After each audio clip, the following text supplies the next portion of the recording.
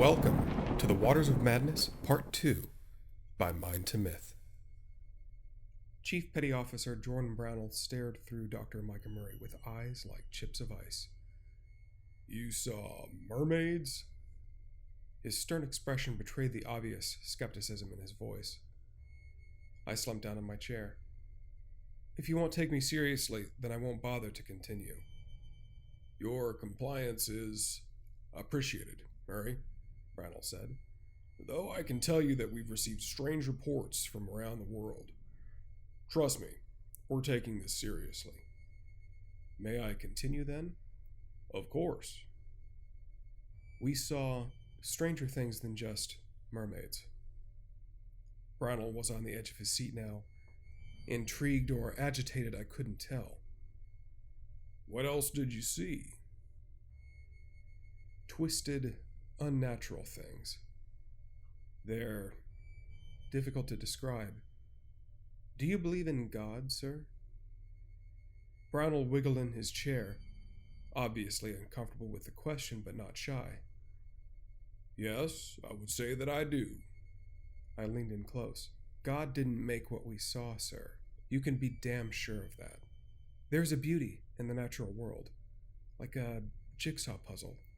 Each piece serves a purpose, a reason for its existence. What we saw was madness incarnate." The PA system kicked on, and Captain Abad's voice boomed across the ship. I was jolted out of my haze. My eyes were dry, and I blinked for the first time in what felt like hours. I forced myself to look away from the spire. It was drawing me in.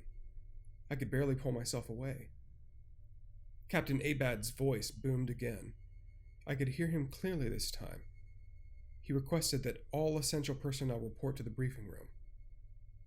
I forced my way through the throng of people panicking on deck.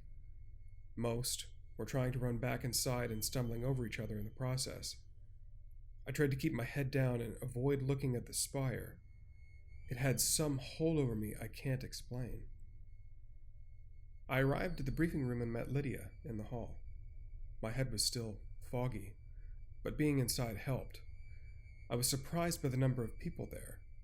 Most were in a state of panic or denial. I could hear them arguing amongst each other about what just happened. Sexton, head of security, was doing his best to keep everyone calm and under control. He had a pistol secured to his belt and a battle rifle slung over his shoulder now. Not that he needed to appear more authoritative, but it was a nice touch. Dr. Parman was also in attendance, a cool head among the crowd, but the rest I didn't recognize. I sat down in one of the leather desk chairs around the conference table. I felt exhausted after seeing the bloody scene on deck. My thoughts were still out of focus, and I had a headache. Lydia took the seat next to me. "Are you okay?" she asked. I massaged my temples. "No, Lyd. I'm not okay." Her questions weren't helping my headache. I knew she meant well, but I just couldn't right now. "Where did you go? You just ran off suddenly." "Outside, on the main deck."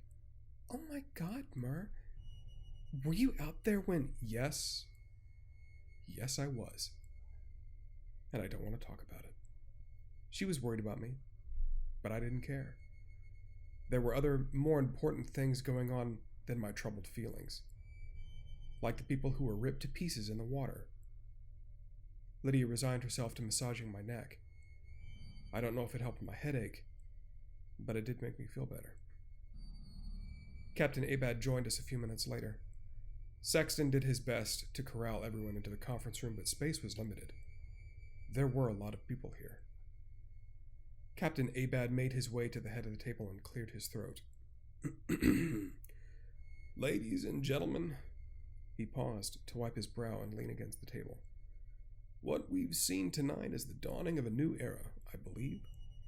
What happened on this ship will change the world in ways we can't possibly know." He drew in a deep breath.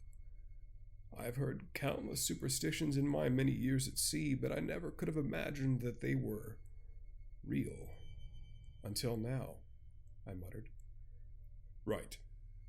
I can't believe we're having this conversation, Captain Abad said. But I need to update you on the situation. We're alone out here, folks. Communications are down. We can't send or receive any transmissions, and that's the bad news. What's the good news? Sexton asked. We have plenty of good news. However, security is tighter than a snare drum thanks to Sexton and his team. Also, this is a state-of-the-art ship. Our fuel reserves could last a month or more, and we have our storerooms filled to the brim with food and water. And we have a desalination plant on this ship that can supply us with unlimited fresh water if we run low. Abad paused for a moment to collect his thoughts. You could tell he was stressed, but he and Sexton were the calmest people in the room. At least somebody was. We need to make a decision, Abad continued. Do we go forward or do we turn around?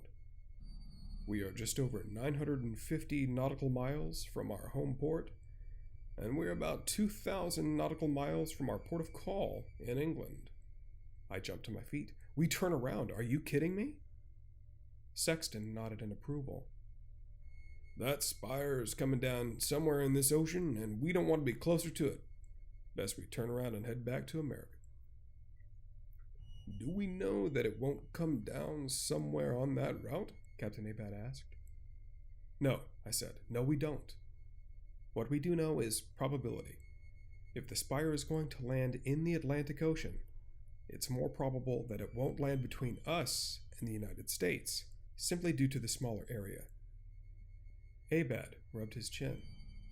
Yes, and the sooner we get back, the sooner we can alert people to what happened. The only other problem I see is if the ports will take us after they've learned we've had an outbreak. He paused to look around the room. People were terrified. Yes, we must turn to our home port, Abad added. Dr. Lydia, Dr. Murray, Dr. Parman, I need your audience after this. Everyone else, please continue with your assigned duties. The conference room emptied rather quickly. Sexton, Lydia, Dr. Parman, and myself remained behind. What is this now? Lydia said. Abad and Sexton shared a glance between each other. Clearly, something was up. You see, we're a passenger ship. We're not a science vessel or a naval vessel, and we found something that we're not equipped to deal with. Are you sure about this? Sexton asked, looking at Abad. Is this a good idea? Abad dismissed him. I'll cut to the chase. A group of my crewmen in waste disposal captured one of those creatures from earlier. Alive? Parman asked. Quite dead, but whole, save a missing arm, Abad said. They caught it in one of the waste chutes. Oh my God, Lydia whispered. We have one of those things? I need your advice on how to proceed. Should we study it now or save it for the proper authorities? Now, while we have the chance, Lydia said. Now is not the time for this, I objected. We don't know what we're walking into down there. Why not wait? Lydia glared at me. Why wait? She retorted.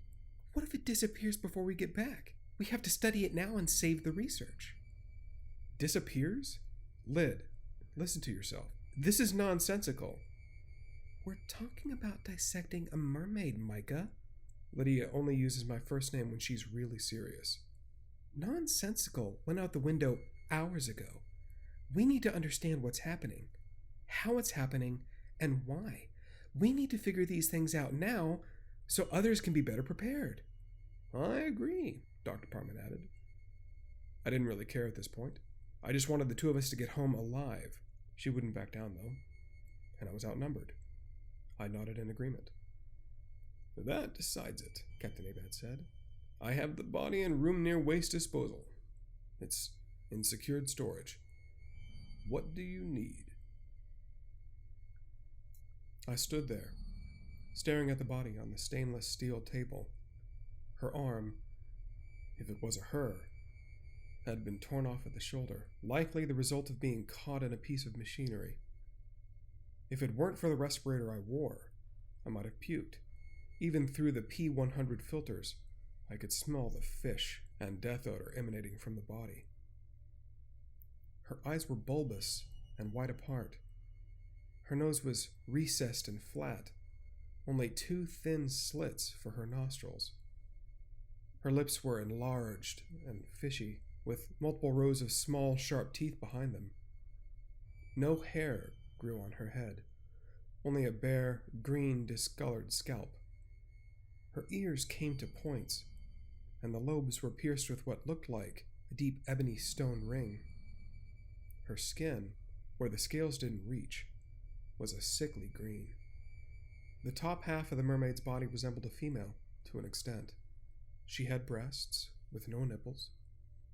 The exaggerated scales appeared more like a crocodile than a fish, and the scales covered her body in a mottled pattern, ending just below her breasts. In place of legs, her torso continued into a tail and fin, like that of a shark's. "I guess the Little Mermaid wasn't accurate," Sexton chimed in. Everyone looked at him for a second, without a word, and then turned their concentration back to the mermaid. It was decided that, due to the gill-like slits going down the mermaid's back, the dissection would start with the chest, which is unusual, since most dissections actually start with the back. Admittedly, this was the most unusual of circumstances. Lydia took out a scalpel, put it to the mermaid's chest, and then looked at everyone. "Are we ready?" Dr. Parman nodded. Sexton didn't say a word. Captain Abad, with his hand cupped under his chin, gave a single nod. "I guess we are," I said. "Let's take a look." The knife sunk into the chest, drawing a straight line from the neck to the waist. The skin was tough and difficult to cut through. The scalpel would snag occasionally on a scale here or there. 4 more cuts going perpendicular to the initial incision finished the work. Lydia peeled back the skin and flesh. The smell of the carcass grew stronger. It assaulted your nose. You could almost feel it in your chest. I wanted to puke. The whole scene was horrifying. Black ink blood oozed between the muscle and bone and was congealed on the surface of the organs. Lydia crunched through the breastbone with a sawzall, breaking back the ribs to see inside the chest cavity. "This is amazing," Lydia said, as she studied the internal organs. "It's much like ours, but there seems to be a second heart." She pulled out the second heart and cut its connections to the body. "Yes, this is a second heart, only it seems to be younger than the primary heart, as if maybe a mutation or even a cancer, though it's definitely not a cancerous growth." Moving through the organs, she pulled the lungs forward. "Astounding. Her lungs seem able to breathe the air above the water, and yet they're connected to an extremely complicated gill system. It starts in her throat and continues all the way down her back behind the lungs." Lydia paused. "Mur, take a look. Do you know of any respiratory system this complicated in marine life?" I leaned over the edge of the table. I really didn't care at this point. I'd seen enough. I just wanted to get back to the mainland and put this all behind me.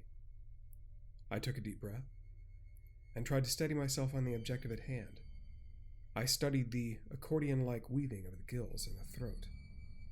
No, not the esophagus, but a third tube connected to the gill system, and it seemed to skirt behind the lungs to the extensive and much larger blood vessels and gill filaments going down her back, connecting to the orifice-like slits between her ribs on her back. I looked at my ragtag team of new colleagues. It appears that there is a third tube in her throat for water.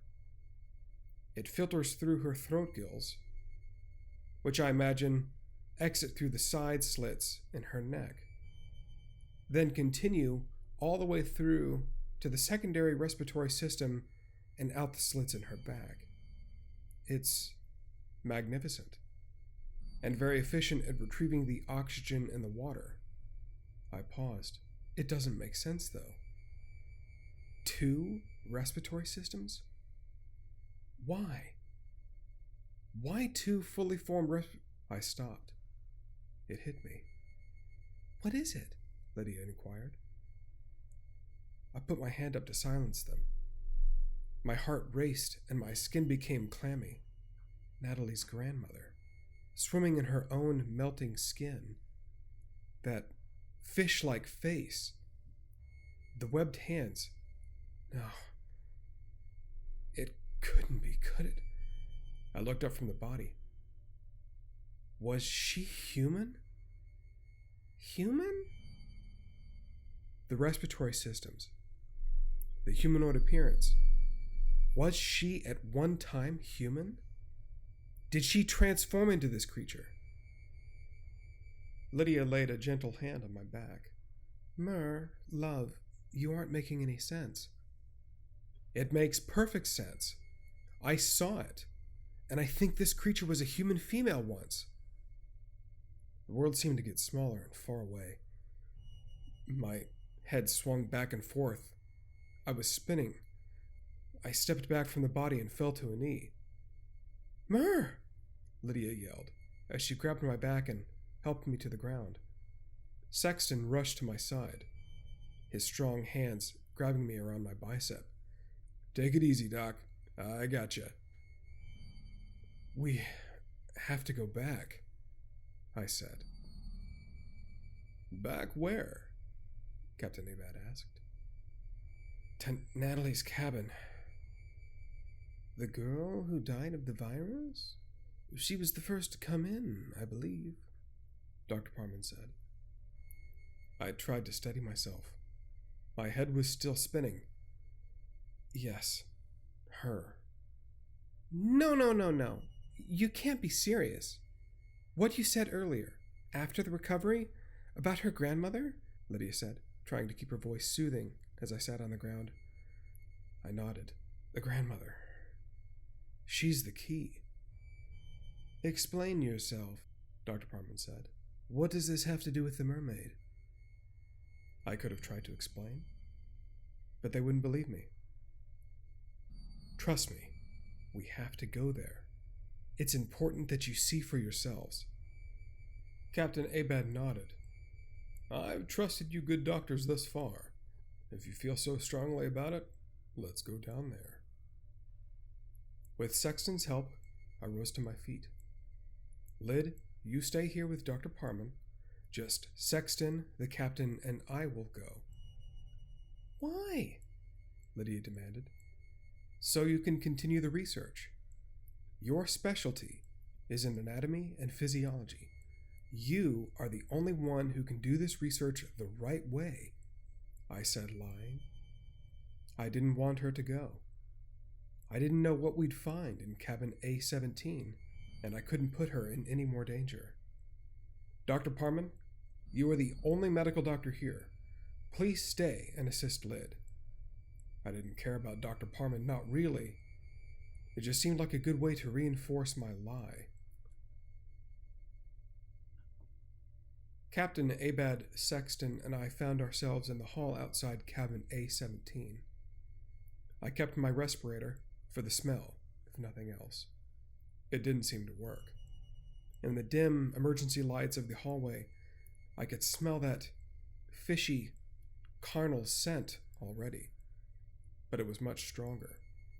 Captain Abad and Sexton put their masks on, already disturbed by the smell. What do you hope to find? Captain Abad said, muffled through the mask. I don't hope to find anything. I know what we'll find. Sexton, could you open the door for us? He ran his access card across the reader, and the locks popped with a click. I cursed myself for this idea. The fear I had felt in that moment when I confronted that abomination rushed back to me. My hands shook. My knees felt weak. Why did I bring them here? Why did I come back? I knew the answer. I had to see if the grandmother was turning into a mermaid. I had to know. I looked at Sexton. Keep that gun ready, I said, pointing to the rifle slung around his shoulder. I'm serious. Sexton shook his head, as if what I said was silly. Let's get this over with, Doctor, Captain Abad said. I slid through the door. Everything seemed the same, nothing out of place from before, but it was dark, unnaturally dark. Something was obscuring the light from outside. I turned back to Abad and Sexton. Flashlight. Give me a flashlight. Sexton retrieved a small flashlight from his duty belt and handed it to me. I clicked it on. The bright white circle focused on the bedroom door at the back. My eyes were glued to that door. I waited for some monstrosity to burst through as I crept across the common room. I put my hand on the knob. I could feel my heart thumping in my chest as it turned. The latch clicked, and the door slid open softly. I crept through the door to shine my light on the bed. Oh shit, I whispered. She wasn't there. Only the pool of her flesh remained. A decaying puddle of fat, skin, and tissue soaked into the bed. Where was she? The entire room was dark, save the flashlight beam. I felt Abad push in through the door behind me. What's supposed to be here? He asked in a muffled whisper. I could feel him, straining to look over my shoulder in the tight space just inside the door. I slowly scanned the room with the flashlight, tracing a line from the bed to the closet. From the top of the light circle, something slithered into view. A slimy, long thing. I followed it with the light. Then we saw her, clinging to the ceiling. Not a mermaid. Not anything close to human. Her shape and form made the mermaid seem normal. Eyes and tentacles and suckers and claws. Her arms and legs were split into a dozen tentacles. Eyes grew out of some of them, claws and suckers out of the others. Unrecognizable. I couldn't even make out a human shape beneath it. It was a true abomination. A figure that I couldn't even imagine in my darkest nightmares. It had to be her. I knew the disgusting creature that I saw before me was, in fact, Natalie's grandmother. I froze, not daring to move if that hideous thing noticed and attacked. Its multitude of black eyes rolled over to focus on the flashlight. Its lips curled back in a snarl, and it screamed. I shoved myself back through the door, knocking Abad to the ground. I grabbed the handle and slammed the door shut. "What?" Sexton yelled. "What the hell was in there?" He was still hanging back in the main room. He hadn't seen what we had. "Run!" I screamed. I grabbed Abad by the shoulder and pulled him to his feet. "Run!" I yelled again. We'd barely hit the main door when I heard something crash behind me. Small bits of debris pelted my back. I spun around with the flashlight. Tentacles of eyes and claws spilled through the open door. She wailed again. We hit the hallway and scrambled over each other as we tried to run. Sexton pushed us down the hall and tried to slam the door, but a tentacle caught it. The beast cackled and made a chattering noise like gnashing teeth. Sexton kicked the door open, raised his rifle, and unleashed hell. Round after round rang out from his rifle. Tentacles would grasp the doorframe, but fall off shortly after as more rounds pelted the creature. Chilling screams and rifle reports echoed down the hall as if doing battle. Peeking together, and bouncing back and forth until it rose to a maddening cacophony. Sexton retreated backwards, releasing the magazine. Tentacles reached through the doorway and pulled its grotesque form into the hall. The darkness seemed to follow it, but the creature's chattering had slowed. It moved like sludge. Sexton reloaded. After a few clean shots, the monster collapsed. The abomination twitched on the floor. Tentacles spasmed and curled. A multitude of black eyes stared blankly around the room, rolling over in their sockets. Inky black blood soaked into the carpet and oozed down the hall. "Fuck, it got me," Sexton said. He let his rifle drop and catch in the sling over his shoulder. He cradled his left hand and held it up to show me. A cut. "She did this?" Sexton nodded toward the creature.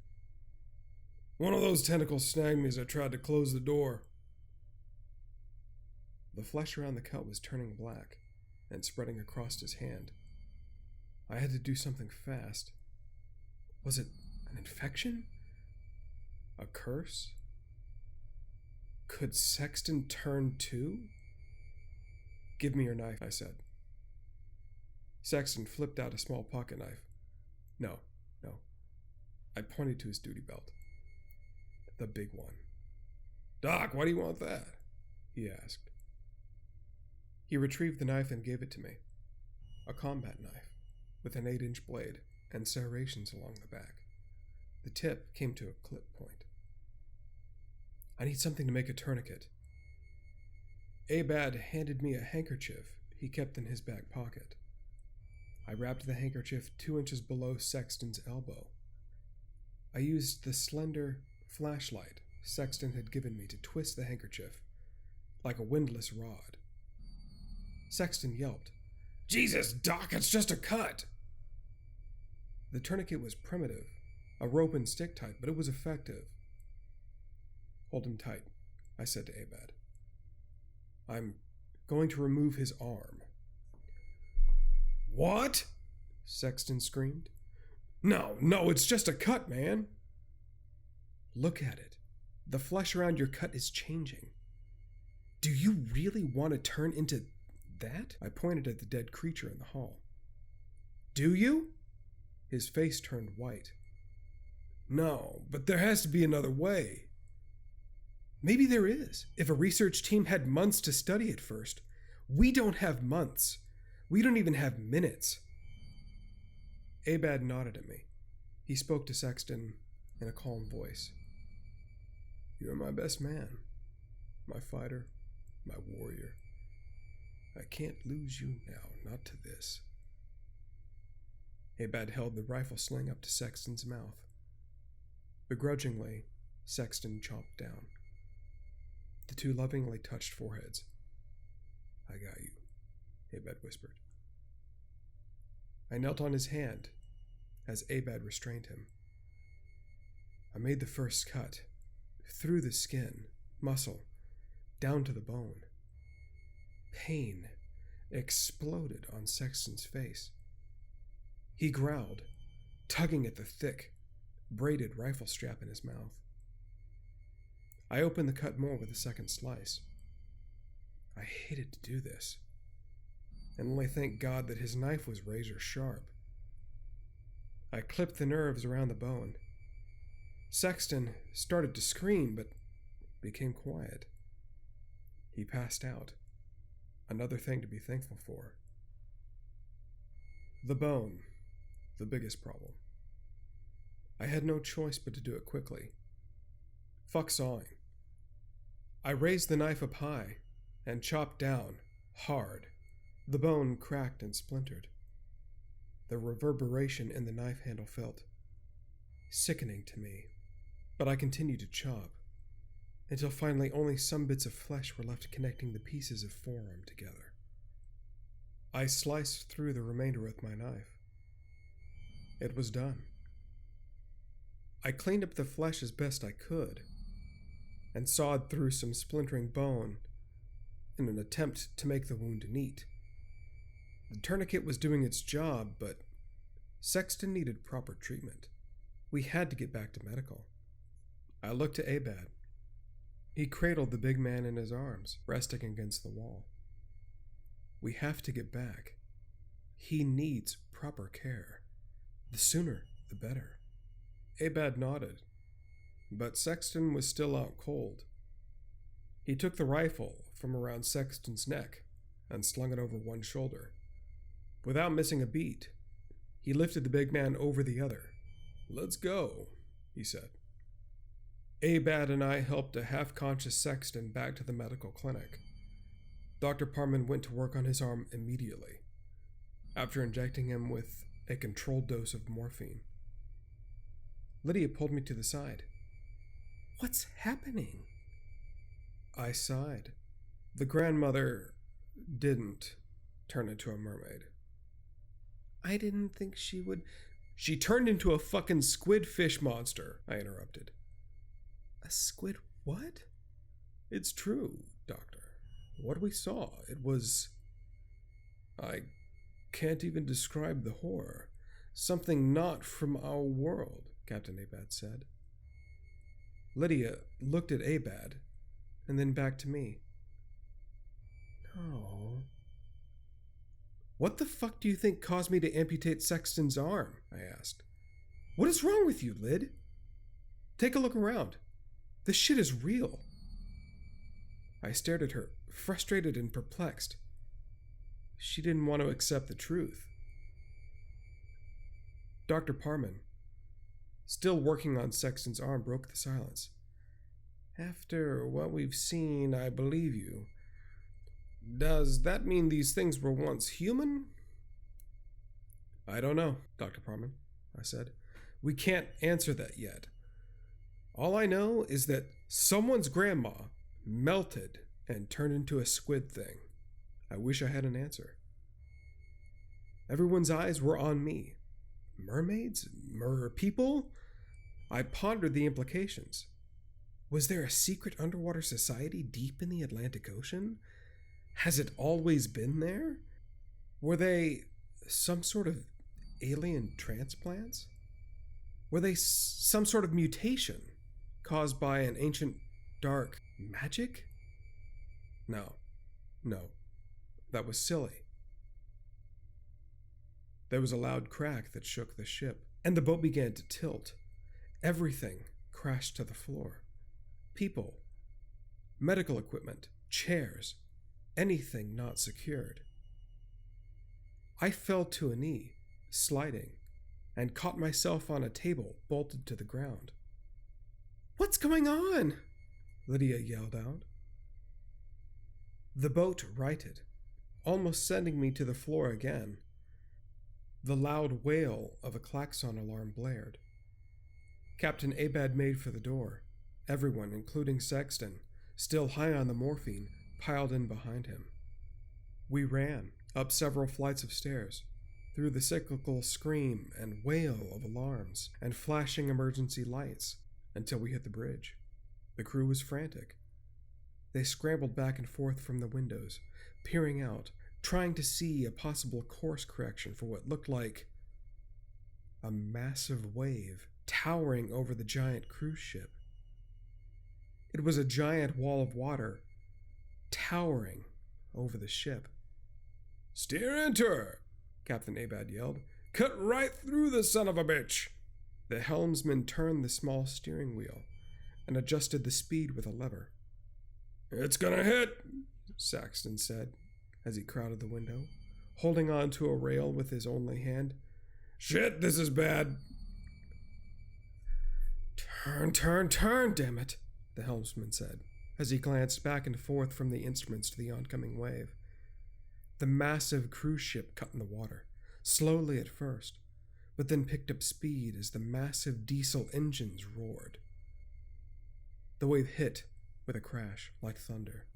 The Ocean Liberty creaked, groaned, and shuddered from the impact. The wave grabbed the ship and lifted it into the air. The bow, drove into the wave, tilting ever steeper as it neared the crest. I grabbed Lydia and held onto a crew chair bolted to the floor. "Hold on," I shouted. I had confidence in Abad. From the military to the private sector, I imagine he had to be one of the best. The Ocean Liberty stalled for a moment, just as the ship crested the giant wave, but was jolted again as the nose of the ship crashed back into the ocean and leveled out. Tension oozed from the bridge as the ship settled. We survived. "Where did that come from?" I asked Abad. I had an idea, but I didn't want to say it out loud for fear the words alone might curse us. "I don't know," Abad said. "I've captained ships through hurricanes and tsunamis, but I've never seen a rogue wave like that before." I walked to one of the windows on the bridge and peered out. And there it was. I clung to the railing. The spire loomed overhead, like a giant drill, reaching from the earth and into space. With a slow, steady rotation, it bored its way into the ocean. It was moving, incrementally, with clear purpose and intent.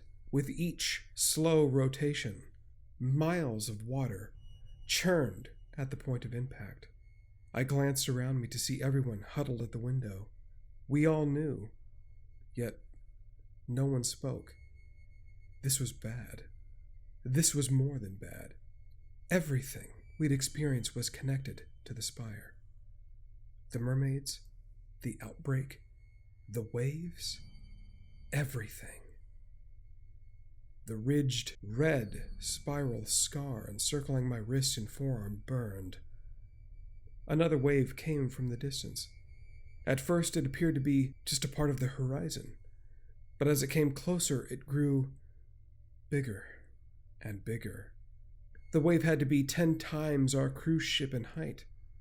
The wall of water approached, but there was something inside of it, moving, surfing the wave.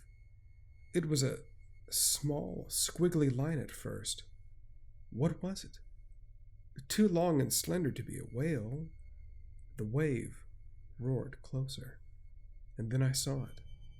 Some type of worm, well over 100 meters in length, probably twice that. It was difficult to tell, with it wiggling in and out of the water. For just a moment, it opened its terrible mouth. That moment, though, seemed to hang, frozen in time. Rows of teeth encircled its mouth and down its throat. The mouth grew larger, like a snake unhinging its jaw. It looked like it could swallow a bus. Its skin was a shiny, slick black, possibly scaled, but I was too far away to see. It came closer, riding the wave, and I realized my estimation was way off. It was huge, like a skyscraper. We were caught in its shadow. Captain Abad yelled orders at his crew as they scrambled around the bridge. I fell to my knees as the wave hit, still clinging to the railing. Something even more terrible came for us, but I was alone. Where was Lydia? Thank you for listening to The Waters of Madness, Part 2. We will conclude this 3-part miniseries on Monday, April 27th at 5 p.m.